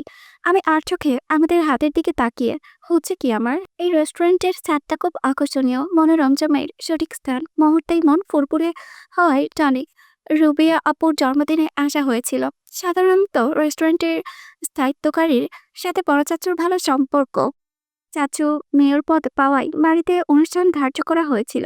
সেদিন তত্ত্বাবধানকারী বাড়ি আসেন বউ আর মেয়ে নিয়ে। তারা দেখতে মাশাআল্লাহ। সেদিনই তাদের সাথে ভালো সম্পর্ক হয়ে ওঠে সকলে। আমাকে তো সেবার জন্মদিনের গিফটও পাঠিয়েছেন। মা ছাড়া একটা সেন্টেন্সও শেষ করেন না। তাদের বাড়িতে অনুষ্ঠান হলে ইনভিটেশন সহ সব চলে আসেন। এভাবে তার ব্যবহার খুবই ভদ্র। এই যে আপাতত সে বড় চাচুর সাথে কথা বলছে, তো আবার ছোট চাচুর সাথে, তন্ময় ভাইয়ের সাথেও যুক্তরাষ্ট্রে কথা বলছে। খাওয়া শেষ হতেই রবিন ভাইকে ধীরে বললাম, ভাইয়া চলো ছাদে যাই। ভাইয়া রাজি হলেন। সাথে রবি আপু আর দিকতেও আসলো। পূর্ববর্তী তুলনায় এবার আরো আকর্ষণীয় ছাদটি। হরেক রকমের লাইটিংস দ্বারা ঝলমলে। বসার জন্য নানান ধরনের ডিজিটাল সিটিং বস্তু। উজ্জ্বলতম চাঁদের সম্পূর্ণ অপরূপা দৃশ্য। ঘন্টার পর ঘন্টা এই চাঁদের দৃশ্য নিখোঁজ হওয়া যাবে। রবি আপু জ্বলন্ত সোফায় বসে সেলফোন আমার হাতে ধরিয়ে দিলেন। কয়েকটি ছবি তুল সুন্দরভাবে। ২-৩ ধাপে তুলতেই দীপ্ত বলল, সবাই মিলে তুলি। যথাযথ সময়ে তন্ময় ভাই হাজির। সাথে তার ২ ভদ্রলোক বন্ধু। ভদ্রলোক এসে সবাইকে সালাম জানালেন। রবিন ভাইয়ের সাথে বেশ কথা বললেন। মনে হলো তার পরিচিত, এবং তার নামও জানালেন, ইব্রাহিম হোসেন। আমি আর চোখে তন্ময় ভাইয়ের দিকে তাকালাম। সে কথা বলতে ব্যস্ত। এভাবে কখনো তাকে পর্যবেক্ষণ করা হয়নি, কারণ ইচ্ছেই জাগেনি। আমাকে এতটা জ্বালাইতে তাকে অসহ্য লাগে। তার ভালো দিকগুলো দেখেও যেমন দেখি না, নিষ্ঠুরতার চূড়ান্ত সে। ভাবতে ভাবতে চোখ গেল রুবিয়াপুর উপর। তার পরিস্থিতি তেমন ঠিক লাগছে না। অদ্ভুতভাবে এতক্ষণে চঞ্চল মেয়েটি একদম শান্ত। আর চোখে মাত্র আসা ভদ্রলোকটির দিকে তাকাচ্ছেন, ভদ্রলোকও তাকাচ্ছেন। সন্দেহ হচ্ছে তারা নিশ্চয়ই একে অপরকে জানেন। দুজনে চোখে চোখে কথা বলছে, ধরা পড়েছে। আমি আরো তীক্ষ্ণ দৃষ্টি নিক্ষেপ করলাম। গন্ডগোল তো রয়েছে এখানে। আমার গোয়েন্দাগিরি বন্ধ হলো দীপ্তর জন্য। বদমাইশটা সেই ভদ্রলোকের সাথে সেলফোন ধরিয়ে দিলেন। আমাদের একটা গ্রুপ ফটো তুলে দিন প্লিজ। ভদ্রলোক হেসে বলল, শিওর। দীপ্ত সামনে, আমি আর রবি আপু দীপ্তর দুপাশে। আমাদের পেছনে তালমাই ভাই দাঁড়ালেন, রবি আপুর পেছনে রবিন ভাই। রবিন ভাই রবি আপুর কান টেনেও ছবি তুললেন, অথচ আমি ভয়ে একভাবেই দাঁড়িয়ে। বলতে ইচ্ছে হয় না, তাও না বলে উপায় নেই। সত্যি বলতে আমি তন্ময় ভাইকে প্রচুর ভয় পাই। তার চোখে চোখ রেখে কখনো কথা বলেছি বলে মনে হয় না। সামনাসামনি খুব সাহস দেখায়, কিন্তু আড়ালে আমি এক ভয়ঙ্কর ভীতু। খেয়াল করলাম ভদ্রলোক তন্ময় ভাইয়ের দিকে তাকিয়ে ছবি তুলেই যাচ্ছেন। কেমন বৈচিত্র্যময়! দূর, ভাবলাম আর তুলব না। তখনই কোমরে স্পর্শ পেলাম। শ্বাস আটকে আমি হতবাক চোখে তন্ময় ভাইয়ের দিকে তাকালাম। সে যথাযথ পূর্ব হতেই আমার দিকে তাকিয়ে সরতে চাইলে সে শক্তভাবে ধরলেন। ভয়ে আশেপাশে চোখ বুলালাম। রবিন ভাই, রবি আপু, দীপ্ত ছবি তুলতে ব্যস্ত। আমার শরীর কাঁপছে। শ্বাস কিছুক্ষণের জন্য নিতেই বলে গিয়েছি মনে হলো। কপালে হাতে ঘাম ঝরেছে। রবি আপু এদিকে আসতেও সে ছেড়ে দিলেন এবং তার বন্ধুর দিকে চলে গেলেন। আমার এমতো অবস্থা দেখে রবি আপু প্রশ্ন করেছে, কি হয়েছে? কোনোভাবে জবাব দিলাম, কিছু না। আমার আর সাহস আসলো না একা দাঁড়াতোর। দ্রুত দীপ্তর কাছে চলে আসলাম। যতক্ষণ ছাদে ছিলাম দীপ্তর হাত ধরে করেছি। এক পর্যায়ে মনে আসতো, যাবার পথ কি আবারও তার সাথে যেতে হবে? না না, আমি গাড়িতে যাব। এবার ভেবে রেখেছি দ্রুত গাড়িতে উঠে বসবো, কারো কথাই শুনবো না। আকাশ ধীরে ধীরে অন্ধকার ছেয়ে যাচ্ছে, আলোকিত চাঁদটিও লুকিয়ে গিয়েছে। বৃষ্টি হবে নাকি? তখনই ছোট চাচু আসলেন এবং তারা লাগালেন, আকাশ ভালো না, বৃষ্টি হতে পারে, বাড়ি ফিরবো। যথাসময়ে সবাই নেমে গেলাম। যে কোনো মুহূর্তে বৃষ্টি হবে। এভাবে আমার বৃষ্টি অনেক পছন্দের। অন্যরকম পছন্দের অনুভূতি হয়েছে বৃষ্টিতে। ভাবলাম বাড়ি ফিরতে হবে দ্রুত, গোসলটা বৃষ্টিতে করা যাবে তাহলে। গাড়িতে ওঠার হলো না আগে, কারণ তন্ময় ভাই আগে ওয়ার্নিং দিয়ে দিলেন, উঠবি না। গাড়িতে বসে দীপ্ত আমার দিকে তাকিয়ে হেসে চলেছে। এভাবে হাসতে কেন? রুবি আপু বললেন, কি সব বেয়াক্কার কথাবার্তা। রোমান্টিক ওয়েদার উপভোগ করতাম, তাও আবার জঙ্গলের সাথে। আমার উত্তরের পূর্বে দীপ্ত আবারও বলল, ভাই এটাকে বেচে দিয়ে আসবা, যত পাবা 50-50। তন্ময় ভাই জবাব নেই, অথচ ওরা গাড়িতে বসে আমাকে দিয়ে মজা করছে। দিন কি আমার আসবে না? আসবে। বড় চাচা যাবার আগে বলে গেলেন, দ্রুত আয়, বৃষ্টি হবে। গাড়ি চলে যাচ্ছে, আমি অসহায় চোখে তাকিয়ে রইলাম। কি হচ্ছে আমার সাথে? দীপ্ত বেশ হাত নাড়াচ্ছে। পরপর সেই ভদ্রলোকও চলে যাওয়ার সিদ্ধান্ত নিল। যাবার পথে বলে গেলেন, আবার দেখা হবে, আসি। বাহ, আচরণ তো ভালো। এখন লোকটা ভালো হলেই হচ্ছে। বাইক চলছে, এবার বাইকের গতি মাঝামাঝি, বেশিও না আবার কমও না। হালকা ঠান্ডা বাতাসে চুলগুলো দুলছে, আকাশ ডাকছে, সাথে ঝিরিঝিরি বৃষ্টি। হলদেটে হেডলাইটের আলোয় বৃষ্টি এক অন্য রূপে রূপান্তরিত হয়েছে যেন। চারিপাশে আবেদনময়ী বৈচিত্র্য ঘিরে ফেলেছে। বৃষ্টির ফোঁটায় চারিপাশে আশেপাশে গাছগাছালি জীবন্ত হয়ে উঠেছে। আলোয় বৃষ্টি এক এক ফোঁটা স্পষ্ট দেখা যাচ্ছে। কেমন ধীরে শরীর ছুঁয়ে দিচ্ছে, আবার নিমেষে শরীরে মিশে যাচ্ছে। আমি ধীরে এক হাত মেলে দিলাম। হাতের তালুতে বৃষ্টি ফোঁটা জমা হচ্ছে। সে কি সুন্দর দৃশ্য! সে কি অদ্ভুত সৌন্দর্য! এই সৌন্দর্য সদা ছুতে ইচ্ছে হয়, প্রাণ ভরে দেখতে ইচ্ছে হয়। তাহাতে মানুষজন চলে যাচ্ছে, গাড়ির চলাফেরা কমে এসেছে, রাস্তা শূন্যে পরিণত হচ্ছে। হঠাৎ কয়েকজন দেখা যাচ্ছে স্টলের পাশে ছাতা হাতে দাঁড়িয়ে। তন্ময় ভাইয়ের শার্ট অনেকাংশ ভিজে যাচ্ছে, আমার তুলনায় সে বেশি ভিজেছে। বৃষ্টি ধীরে ধীরে বেড়ে চলেছে, শরীরে বৃষ্টির স্পর্শ তীব্র হচ্ছে। চোখে আদরের ভাবে নিভে আসছে আমার। আরো কিছুটা যেতেই এক বন্ধ হোটেলের সামনে বাইক থামালেন, ইশারা করলেন হোটেলের সামনে দাঁড়াতে। আমি যেতে নিয়েও থামল। তার সেলফোনে ওয়ালেট ওয়াচ ভিজে যাচ্ছে, নষ্ট হয়ে যাবে না? আমার ব্যাগে রাখলে সুরক্ষিত থাকবে। সাহস সঞ্চয় করলাম। সেলফোন ওয়ালেট ভিজে যাচ্ছে না, আমাকে দিতে পারেন, ব্যাগে রাখা যাবে। সে আমার দিকে কিছুক্ষণ তাকিয়ে সত্যি দিয়ে দিল। সে দিবে তার আশা আমি একদমই রাখিনি। সেলফোন ব্যাগে রাখতে রাখতে প্রশ্ন করলাম, হ্যান্ড ওয়াচ? তার জবাব, ওয়াটারপ্রুফ। তাহলে আর কি? দ্রুত গিয়ে হোটেলের নিচে দাঁড়ালাম। ঠান্ডা লাগতে শুরু করেছে, কামি শরীরে মিশে আছে। আমি ওড়না মেলে পুরো শরীরে পেঁচিয়ে নিলাম। উফ, এই বৃষ্টির মাঝে সুন্দর একটা ছবি তোলা যেত। রবি আপু থাকলে ভালো হতো। বাইক রেখে সেও এসে দাঁড়ালেন, দু হাতে চুল ঠিক করলেন এবং পকেটে হাত ঢুকিয়ে দাঁড়িয়ে রইলেন। আমি চোখ ফিরিয়ে সামনে তাকালাম। রাস্তা নির্জন প্রায়, ছাতা হাতে কয়েকজন যাচ্ছে। আমি কিছুটা এগিয়ে হাত বৃষ্টিতে দিলাম। হাতে বৃষ্টির পানি স্পর্শ করছে, এক একটা ফোঁটা এবার বরফ মনে হচ্ছে। কি সাংঘাতিক ঠান্ডা, মন শীতে দিশেহারা হয়ে যাচ্ছে। এই সময় তার হাতে কফি নিয়ে বারান্দায় বসে থাকার মজাও আলাদা। খেয়াল করলাম তন্ময় ভাই আমার দিকে তাকিয়ে। আমি সাথে সাথে সোজা হয়ে দাঁড়ালাম। লজ্জায় গা গরম হয়ে উঠেছে এই ঠান্ডাতেও। সাধারণত এই লজ্জাবোধ আমার আগে আসেনি, ইদানিং কেমন যেন হয়ে যাচ্ছি। তন্ময় ভাই একদম আমার পাশে দাঁড়িয়ে। মনে হচ্ছে না যে সে বৃষ্টিতে আটকে, বরং সে খুব শৌখিনতায় দাঁড়িয়ে। এদিকে আমি উসখুস করছি। বাড়িতে ভিজতে পারলে বেশি মজা হতো। রবি আপু ভিজত, তারপর দীপ্ত। ইস, সময় চলে যাচ্ছে, তাও বৃষ্টিতে আমার নামই নিচ্ছে না। ঠান্ডায় আমার হাঁচি উঠেছে। তন্ময় ভাই আমার দিকে তাকিয়ে লাগাতার হাঁচি দেখে সে বললেন, ঠান্ডা লেগে যাবে, বৃষ্টি আপাতত থামবে না, ভিজে যেতে পারবি। তারপর তীব্র বৃষ্টির মাঝে আবারও বাইক চলতে শুরু করেছে ভেজা রাস্তায়, সাথে সাথে হালকা শুকনো শরীর। আবারও বৃষ্টির স্পর্শে ভিজে ঠান্ডা বাতাস এবার শরীরে কাঁপুনি দিচ্ছে। ভয়ানক শীত, ঠোঁট রীতিমতো কাঁপছে, শরীর কাটা দিয়ে উঠেছে। অনেকক্ষণ যাবৎ ভেজা কাপড়ে ছিলাম বিদায় এমন ভয়ানক শীত লাগছে, অথচ তন্ময় ভাইয়ের শরীর গরম। তার কাঁধে রাখা আমার হাত দুটো ঠান্ডা অনুভব পাচ্ছে না। তার কি শীত লাগছে না? তার ছোট ছোট চুল হতে পানি পড়ছে, শার্ট ভিজে চিপচিপে। শার্ট ভেদ করে তার শরীর দেখাচ্ছে, ফর্সা শরীর। কি দেখিছি! আস্তাগফিরুল্লাহ, কি ভাবছি! দ্রুত আবারও রাস্তায় তাকালাম। অনেক ঠান্ডা শীত, কিন্তু অনুভূতিগুলো খুবই নতুন, একদম বাজে অনুভূতি বলা যাবে না। এটা যেন এক অচেনা অনুভূতি, যা আগে কখনো উপভোগ করিনি। সম্পূর্ণ ভিন্ন এবং অচেনা। বাড়িতে পৌঁছাতেই সকলে চেঁচামেচি, ভিজেছিস কেন? আশেপাশে কি দাঁড়ানো যেত না? জ্বর বাঁধলে কি অঘটনটাই না হবে? বড় মা এই আমাকে ধরেছে তো, এই তার ছেলেকে। তন্ময় ভাই ধপধপ পা ফেলে উপরে চলে গেলেন। বড় মা চেতাতে চেতাতে রান্না করে যাচ্ছেন। নিশ্চয়ই এখন তার জাদুর চাটা বানিয়ে ফেলবেন, যেটা খেলে নাকি জ্বর, কাশি, সত্যি ঠান্ডা, মাথা ব্যথা গায়েব হয়ে যায়। সত্যি বলতে এটা বড় মার ধারণা, আমার না। রুমে গিয়ে দরজা লাগিয়ে ফেললাম, সিদ্ধান্ত নিলাম গোসল দিয়ে ঘুম দেবো একটা। তখনই বাহিরে তীব্র দাঁড়ায় বৃষ্টি চলছে। আজ বৃষ্টি থামার নয়। গোসল সেরে বেরোতে রিংটংয়ের শব্দ পাচ্ছি। হঠাৎ মনে আসলো তন্ময় ভাইয়ের সেলফোন এবং ওয়ালেটের কথা। আমি দ্রুত ব্যাগ থেকে সেগুলো বের করলাম। চাবির বন্ধ আছে। ঈশান নামের কলার। এটাই সেই ঈশান যেটা আমাকে রাস্তায় পেলেই বলবে, আপু কি কাজে যাচ্ছেন, আমায় বলুন, করে দিই।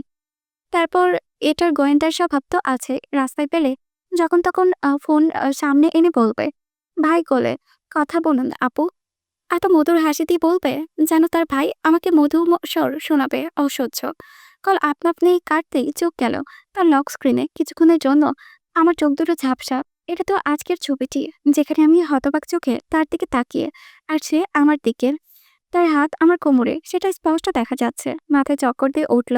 এই ছবিটি নিশ্চয়ই ওই ভদ্রলোক তুলেছেন। কি লজ্জাজনক! এমন অদ্ভুত ছবি সে এভাবেই দিয়ে রেখেছে। কেউ দেখলে কি ভাববে? নাউজুবিল্লাহ। আমার চোখ আবারও ছবির দিকে। তিনি এমন ছবি কেন রেখেছেন? তাও এভাবে? ভয়ে আমার গলা শুকিয়ে আসছে, বুক ধুকপুক করছে। ফোনটা দ্রুত বিদায় করতে হবে। দীপ্তকে ডেকে ওর হাতে দিয়ে পাঠিয়ে দিলাম সেলফোন আর ওয়ালেট। ওনার আশেপাশে যাওয়া যাবে না। কি অদ্ভুত! যদি বাড়ি কেউ দেখে ফেলে কি হবে? লজ্জায় আর ভয়ে আমি লাফ দিয়ে বিছানায় বিছানায় শরীর ছুতেই চোখে ঘুম ঘুম আসছে। আপাতত ঘুম বড়টা প্রয়োজন। কপালে পড়তি, মুখে থার্মোমিটার নিয়ে আমার বিছানায় আজ শোয়া, চেক আপ করে। ডক্টর আঙ্কেল চলে যাচ্ছেন, সাথে গেলেন চাচুরা আর বাবা। বাকি রইলেন রুমে উপস্থিতি। না চাইতেও চোখ যাচ্ছে তন্ময় ভাইয়ের দিকে। সে রুমে ঢোকেননি, দরজার সামনে দাঁড়িয়ে। সাধারণত সে আমার রুমে আসে না। মনেও নেই সে শেষ কবে আমার রুমে প্রবেশ করেছে। রেস্টুরেন্টে তার স্পর্শ, আমাকে তার বাইকে উঠানো, আমার আর তার ছবি ব্যবহার করা কেমন অদ্ভুত লাগছে। সে কি আমায়, না না, ভাবতেও শরীর শিরশির করছে। আমাকে আমাকে কিভাবে পছন্দ করবে? হতেই পারে না। তাহলে তার এমন করার কারণ? রুবি আপু আছেন কোথায় তার সাথে?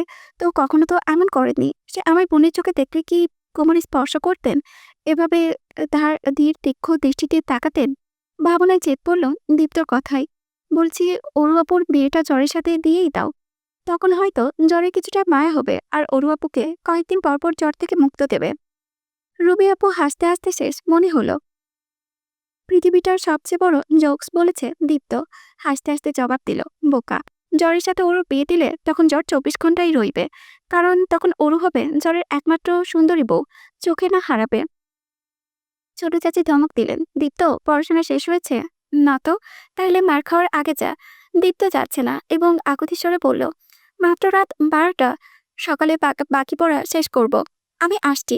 যদি যদি দেখি তুই বিছানায় এখনো নেই, দেখবি তোর অবস্থা। দীপ্ত দৌড়ে চলে যায় আর এইদিকে আমার খেয়ালই নেই যে আমি তন্ময় ভাইয়ের দিকে তাকিয়ে সে ডান ভ্রু উঁচু করে আছে। দ্রুত অন্য পাশে তাকালাম। কি লজ্জাজনক, প্রচন্ড অদ্ভুত লাগছে, অদ্ভুত সব অনুভূতি। বুকের ধুকপুক বেড়েই চলেছে। রবিন ভাই যাওয়ার আগে বললেন, ঔষধ খা ঠিক মতো, জ্বরের রানী। সে যেতেই আর কিছুক্ষণের মাঝে তন্ময় ভাই চলে গেলেন। বড় মা জোরপূর্বক স্যুপ খাওয়ালেন। মা ঔষধ খাইয়ে রুমের বাতি নিভিয়ে দিলেন। মাথায় হাত বুলালেন, ঘুমিয়ে যা। ঘুম আসছে না মা? আসবে কিছুক্ষণ, চোখ বুজে থাক। আমি চাই, কাজ আছে। বলতে বলতে মা চলে গেলেন। অন্ধকার রুমে রয়ে গেলেন আমি আর আমার অদ্ভুত চিন্তা ভাবনা অনুভূতি। চোখের সামনে তন্ময় ভাইয়ের চেহারা, তার চোখ, তার বৃষ্টিতে দাঁড়িয়ে থাকা, বৃষ্টির পানিতে তার সর্বমুখ ভিজে থাকা, তার আমার দিকে তাকানো, আমাকে ধরা, অযথা শাসন করা, কারোর সাথে কথা বলতে না দেওয়া, বাড়িতে ফোন করে জিজ্ঞেস করা আমি পৌঁছিয়েছি নাকি। মাথাটা দুটো হাতে চেপে ধরলাম। হয়েছে কি আমার? তন্ময় ভাই। কমলে মাথা ঢুকিয়ে ফেললাম। কিছু ভাববো না, তন্ময় ভাইয়ের নামও নিব না। অথচ সারা রাত আমি ঘুমাতে পারিনি, মাথায় তন্ময় ভাইয়ের সবকিছু।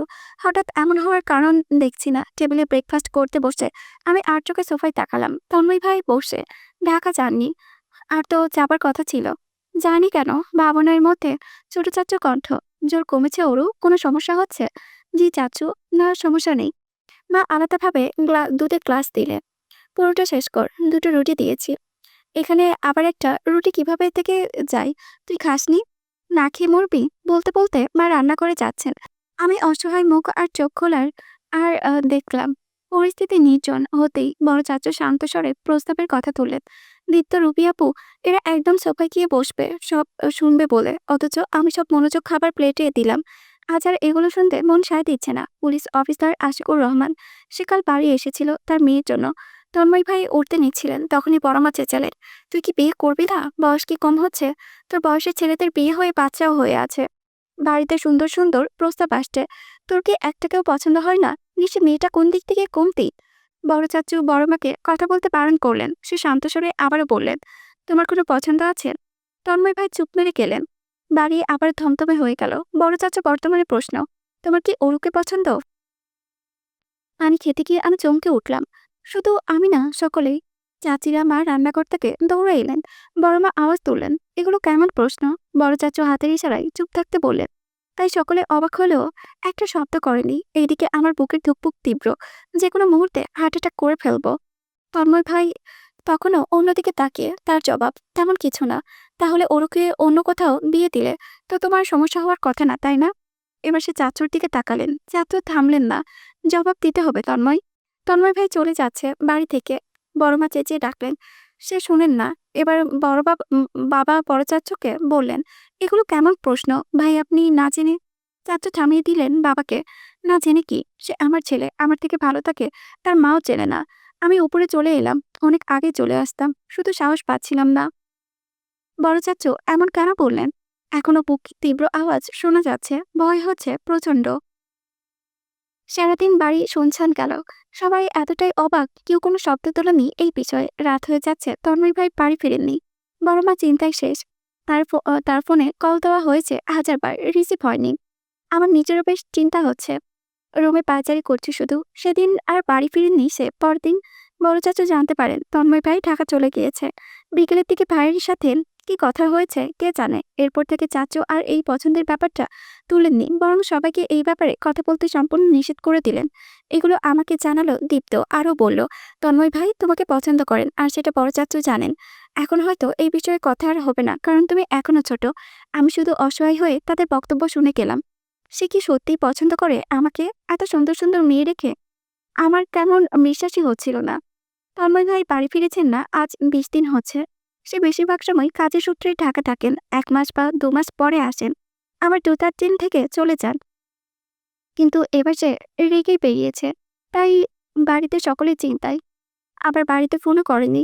শেষও তা করে থাকেন যেটা। এদিকে বড় মা কেটে কেটে শেষ। তার কতকাল হচ্ছে। বড় চাচু ভালো ভুলভাল কথা বলে ভাইয়াকে রাগিয়েছে। কলেজে গিয়ে সুমনার গোয়েন্দাগিরি। কিরে তন্ময় ভাই কই, এখনো ফিরেনি? সুমনার কণ্ঠে স্পষ্ট। সে বেশ চিন্তিত। চিন্তিত তো সবাই, তাই না? আমি আমতা আমতা করে বললাম, চলে আসবেন। চিন্তা করিস না। আসলে একটা কল দিস প্লিজ। হ্যাঁ, তো দিয়েছি। এখন কল দিব নাকি? শিওর না। আর কথা বাড়ালাম না, বরং তীব্র ঝড়ের মাঝে ছাতা হাতে দ্রুত বাড়ির রাস্তা ধরলাম। বাড়ি চলে যাওয়াই উত্তম। আমার মুখ হচ্ছে কেচি। কথা শুরু করলে সব বলে দেই। কখন না কখন এগুলো মুখ থেকে বেরোবে। পরে সুমনার মন ভেঙে যাবে। অবশ্য কলেজ হতে বাড়ি কাছে, তাই বৃষ্টির মাঝে চলে যাওয়াই যায়। বাসায় পৌঁছাতেই দেখলাম তন্ময় ভাই স্টলে বসে। তীব্র বৃষ্টির মাঝে সে স্পষ্ট। সাথে রয়েছে তার সাঙ্গপাঙ্গরা। আমাকে দেখে কথা বলা বন্ধ করলেন। ইশারা করলেন ওদিকে যেতে। আমি চার্জ আটকে স্টলের পাশে দাঁড়ালাম। সেখানে বৃষ্টি পড়েছে না। সে তার হাতে মোবাইলের বক্স ধরিয়ে দিলেন। সবকিছু সেট করা, ফোন নাম্বার কাউকে দিবি না। আমি মাথা ঝাঁকালাম পুতুলের মতো, হাতে বক্স নিয়ে ঠায় দাঁড়িয়ে রইলাম। সে বলল, দ্রুত যা, বৃষ্টিতে ভিজবি না। জি। আর চোখে তাকালাম, সাহস চোখে বলেই ফেললাম, বাড়ি আসবেন না? হ্যাঁ, আসবো। আমি মাথা তুলে সামনে এগোলাম। ঠোঁটের কোণে বিশ্বজয়ের হাসিটা যেন তার জন্য এই প্রথম। কেমন অনুভূতি হচ্ছিল তা শব্দে উপস্থাপন করতে পারছিলাম না। পেছনে ফিরে তাকে আরেকবার দেখতে চাওয়া আমার মন, অথচ আমি সর্বোচ্চ চেষ্টা করেছিলাম যাতে পেছনে না ফিরি। সে নিশ্চয়ই তাকিয়ে আমি ফিরলে সে দেখে ফেলবে, লজ্জাজনক হবে ব্যাপারটা। কিন্তু মন, সে শুনতে বারণ। হাজার প্রচেষ্টা ব্যর্থ। আমি সেই পরিষ্কার আকাশের নিচে তীব্র বৃষ্টিকে উপেক্ষা করে তার দিকে তাকালাম। ঠিকই যে আমার দিকে তাকিয়ে বৃষ্টিকে উপেক্ষা করে তার সেই চোখ যা আমার উপর বিচরণ করছে, আমাকে দেখছে। আমি এবার দ্রুত পায়ে সামনে চললাম। বলা যায় এক প্রকার দৌড়িয়ে এসেছি। ফোনটা নিয়ে সোজা মার ঘরের থেকে রওনা হলাম। তন্ময় ভাই ফোন কিনে দিয়েছে, সেটা তো দেখাতে হবে, নইলে পরে আবার এটা নিয়ে কথা উঠবে। ঘরে ঢুকতে নিয়েও ঢুকলাম না তাদের আলোচনা শুনে। হ্যাঁ, ধরলাম তন্ময় অরুকে পছন্দ করে, বিশ্বাস করে নিলাম। বড় ভাই মেনে নিবেন, কিন্তু ভাবি তার একমাত্র ছেলে, যে ছেলের জন্য বাড়িতে প্রস্তাব আসে বড় বড় ঘর থেকে, কাজে লেখাপড়া সব দিক থেকে উন্নত, সেই ছেলের জন্য সে অরুকে চাইবে। হ্যাঁ, ভাবি ভালোবাসে অরুকে, কিন্তু সেটা মেয়ের মতো। তার ছেলের বউ হিসেবে সে অরুকে মন থেকে মানবে বলে মনে হয় না। আমাদের জন্য, ভাইয়ের জন্য মানলেও সে মনে মনে তার ছেলের জন্য আরো বড় ঘরের মেয়ে চাইবে। তোমার ভাবিকে এই মনে হয়? সে অরুর জন্য পাগল। তন্ময়কে রেখে সে অরুকে দেখেছে। অবশ্যই সে এতে সবচেয়ে বেশি খুশি হবে। আমার তো তা মনে হচ্ছে না। হবে কিভাবে উল্টোপাল্টা ভাবলে? তখন দেখলে না, যখন ভাই বলল তন্ময় অরুকে পছন্দ করেন, সে কিভাবে চেঁচালেন। সে একদমই মন থেকে অরুকে নিজের ছেলের বউ মানবে না। স্বামী আর ছেলের খাতিরে মানলেও মন থেকে না। তুমি থামবে? আমি দ্রুত সেখান থেকে চলে এলাম। রুমে যাবার পথে দেখলাম বড় মা রান্না করে কাজ করছেন। আমার মনে কেমন নিমিষেই অন্ধকারে ছেয়ে গেল। সত্যি কি তাই? মা যা বললেন তাকে সত্যি? রুমে এসে বিছানায় বসে রইলাম। মন আর সায় দিল না নতুন ফোন খুলে দেখার। আমাদের সুন্দর পরিবারটা কি ভেঙে যাবে? দুপুরে দীপ্ত এসে দরজা ঢোকাচ্ছে। গোসল দিয়ে কখন ঘুমিয়ে পড়েছিলাম খেয়ালই নেই। দরজা খুলে দিতেই বলল, ঘুম আর ঘুম, এত ঘুম পাও কই? তুইও ঘুমা। আমার স্কুল আছে, দেন প্রাইভেট স্কুল, আর প্রাইভেটের হোমওয়ার্কে কত কাজ। আমি ওর ঝাঁকড়া চুলগুলো দু হাতে ধরলাম, সযত্নে তা গুছিয়ে দিতে দিতে বললাম, বেবি ট্যাক্সি, এখন যা ঘুমোলে তোর পড়াশোনার পিছু হবে না, বরং আরো মন ফুরফুরে হবে। তুমি করো মন ফুরফুরে। আমার মন তো বহুত ফুরফুরা, বিয়ে খাবো তোমার আর তন্ময় ভাইয়ের। আহাম, গাল দুটো আমার গরম হয়ে উঠেছে। কোনোভাবে জবান দিলাম, অসভ্য, অযথা কথা বলবি না। অযথা কি? ছাত্র বলেছে তন্ময় ভাইয়ের ইঞ্জিনিয়ারিং শেষ হলে বিয়ের কথা ভাববেন। বাহ, ভাইয়ার শেষ হতে হতে মাত্র 1 বছর, ডিঙ্কা চিকা নাচ হবে। হঠাৎ দীপ্ত চেঁচালো, ফোন! ওয়াও! বলতে বলতে ফোনের বক্স থেকে বের করলো। ইস, কি সুন্দর, তন্ময় ভাই দিয়েছে। ছেলেটা এত বুঝতার তা বলার বাহিরে। Latest model. উফ, আমাকে গেমস খেলতে দিবে? অবশ্যই। দীপ্ত ফোনে ওয়াইফাই পাসওয়ার্ড টাইপ করছে। নির্ঘাত এখন গেমস ডাউনলোড দিবে। আমি ফ্রেশ হতে গেলাম। ইস, আমার অর্ধেক ঘুম সম্পূর্ণ না হলে আমার মাথা ধরে। এই যে আপাতত মাথা ঘুরছে, কোনোভাবে ফ্রেশ হয়ে ঘুম চোখ নিয়ে বেরোলাম। দীপ্ত তারা লাগালো, চলো খেতে ডেকেছে। নিচে নেমে সর্বপ্রথম চোখ গেল সুমনার দিকে। এ কখন আসলো? মেয়েটা পাগল হয়ে গেছে অযথা। বড় মামাকে দেখতেই বললেন, বস অরু, দ্রুত খেয়ে শেষ কর। আজ আমার সাথে শপিং এ যাচ্ছিস, রুবিও যাবে। চেয়ারে বসতে বসতে বললাম। হঠাৎ রুবি আপুর জবাব, আইরিনের জন্মদিন পার্টি তন্ময় ভাইয়াকে জোরপূর্বক এনেছেন, একদম মিস দেওয়া যাবে না। আচ্ছা, আইরিন হচ্ছে তন্ময় ভাইয়ের মামাতো বোন। খুবই ভদ্র, কয়েক মাস আগে এসেছিল। খুবই বনে ওর আমার আর রুবি আপুর সাথে দীপ্ত আর ওর ভালোই লাগে। দুজন দুজনে দুশ্মন যেন। আমি আর চোখে তাকালাম। তন্ময় ভাই খাচ্ছেন, এদিকে সেদিকে তাকাচ্ছে না। সুমনা সদার মতো পাশে দাঁড়িয়ে মেয়েটা বারবার তাকাচ্ছে ভাইয়ার দিকে। খাবার এগিয়ে দিচ্ছে, টুকটাক কথা বলার চেষ্টা করছে। এই দৃশ্য দেখে আজ আর হাসি আসছে না, বরং বিরক্ত আর ভয় জেগেছে। সুমনা যদি জানে তন্ময় ভাই আর আমার ব্যাপারটা, ও কিভাবে নেবে? তন্ময় ভাইয়ের প্রতি ওর অনুভূতি তো অপরিসীম। আমি তো সাক্ষী, বারবার তাকে দেখার প্রচেষ্টা, তার কণ্ঠ শোনার প্রচেষ্টা, কিভাবে কি হবে? তন্ময় ভাইয়ের হঠাৎ কণ্ঠে কেঁপে উঠলাম। তার হঠাৎ কণ্ঠ একদমই আশা করিনি। খাচ্ছিস না যে? ডাইনিং এ সকলে আর চোখে তাকিয়ে আবারও খেতে মনোযোগী হলো। ও আচ্ছা, মহারাজ ড্রাইভিং করবেন, তাই তার এত তাড়া, সেও যাচ্ছেন তাহলে। এদিকে ডান পাশে রুবিয়াপু তন্ময় ভাইকে খোঁচাচ্ছেন আর বিড়বিড় করে কিসব বকছেন আর হাসছেন, অথচ সে রুবিয়াপুকে কিছুই বলছে না। বলবে কি? দুটো একই বয়সে, তাই তাদের যাওয়াই ভালো। সুমনার চোখে চোখ পড়তেই ও ইশারা করছে। আমি বুঝেও না বোঝার মতো খেতে লাগলাম। আমার আর এগুলো নিতে আর দেখতে ভালো লাগছে না। কেন? জানি না। কিন্তু অন্য মেয়েদের আর তন্ময় ভাইয়াকে একসাথে আর ভাবি না, ভাববও না। সুমনা নিজেই বলল, আমিও যেতে চাই, যদি সমস্যা না হয়। বড় মা হাসলেন। সমস্যা কিসের আসবে? সুমনার ঠোঁটে বিশ্বজয়ের হাসি। ও ধীরে তন্ময় ভাইকে বলল, তন্ময় ভাই, তোমার সমস্যা হবে না তো? তন্ময় ভাই হতে কোনো জবাব নেই, সে খেতে ব্যস্ত। সুমনা জবাব না পেয়েও হেসেছে। হাসবেই তো, তার সাথে ঘুরবার রাস্তা যে পেরেছে। আমার আর যেতে ইচ্ছে হচ্ছে না।